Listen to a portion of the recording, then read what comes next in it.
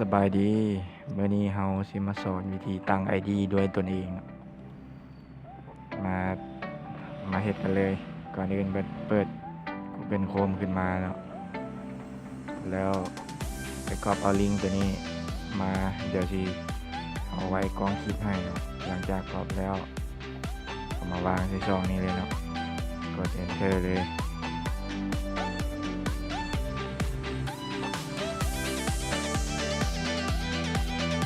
เก็บช้าเลยเนาะถ่ายก่อน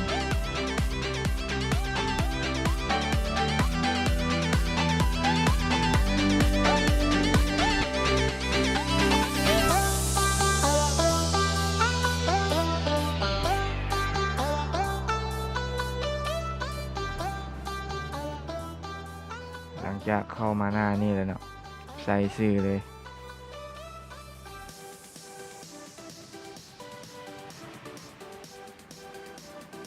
นามสกุลใส่ไปเลยเนาะทานที่ใส่แบบใดก็ได้เลือกประเทศนะให้เป็นประเทศลาว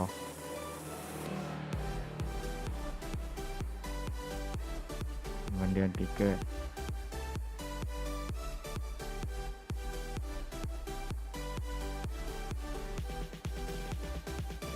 อันนี้ใส่ Gmail เนาะถ้าท่านใดยังบ่มี Gmail ให้ไปสมัคร Gmail ก่อนถ้าบ่สร้างสมัครกลับคืนไปเบิ่งคลิปเก่าที่เอาลงไว้เนาะมันจะมีวิธีสอน Gmail ให้ไปตั้ง Gmail แล้วแหละเอาเมลที่ท่านตั้งหันมาใส่นี่นะ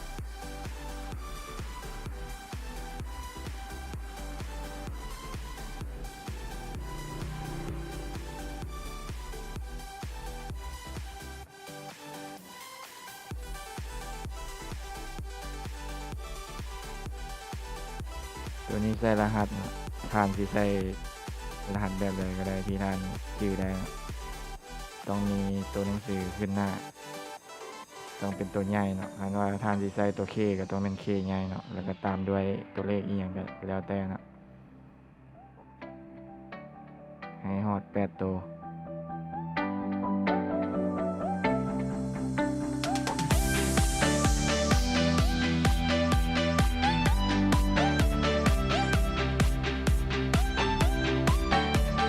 คำถามเนาะเพื่อนสนิทของคุณในวัยเรียนท่านที่ใส่ใครก็ได้นะแล้วแต่งานในฝันของคุณนะที่ใส่ก็ได้แล้วแต่พ่อกับแม่ของคุณพบกันที่จังหวัดไหนแล้วแต่ใส่ลาวไปเลยก็ได้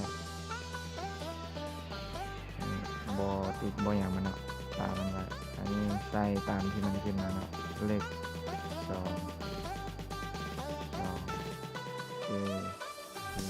8กด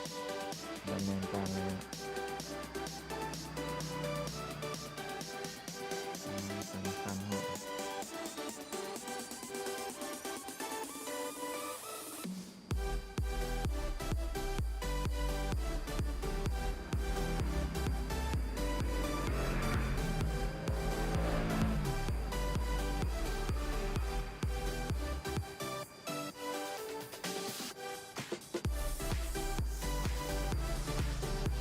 ต้องเบิ่งเนาะถ้าว่า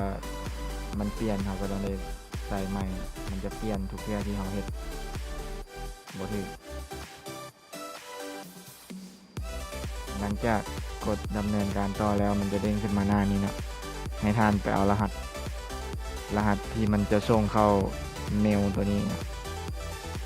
เอารหัสที่มันส่งเข้าเมลตัวนี้มาใส่แล้วกดดำเนินการต่อแล้วมันก็จะผ่านนะ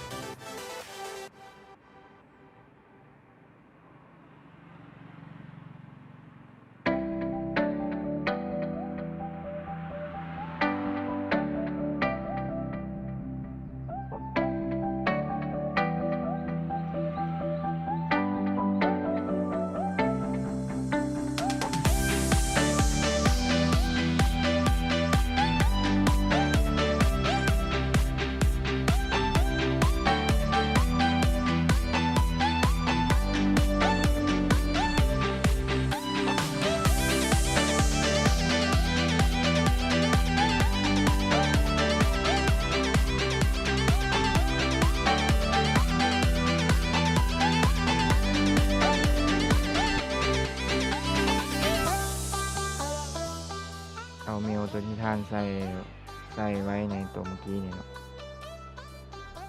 อ่า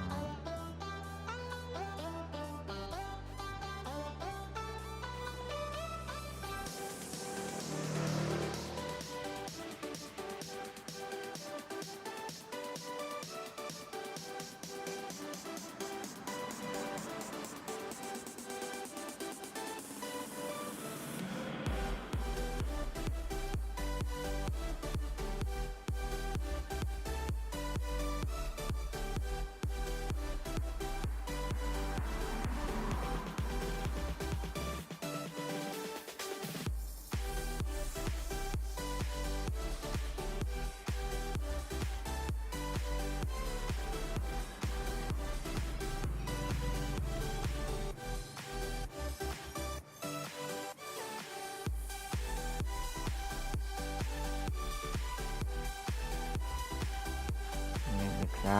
ทาก่อนแบบหนึ่ง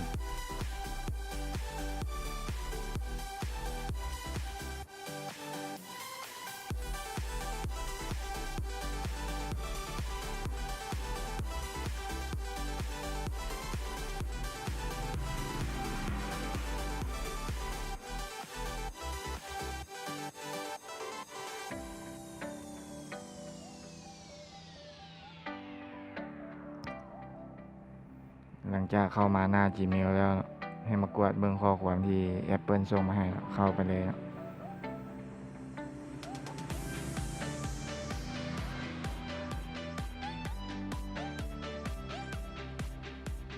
เปิดเลยเนาะเปิดข้อความที่ Apple ส่งมาให้เนาะนี่เป็นรหัสที่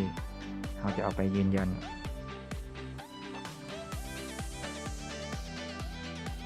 เราใส่ช่องนี้เลย9322ดำเนินการต่อเลยเนาะ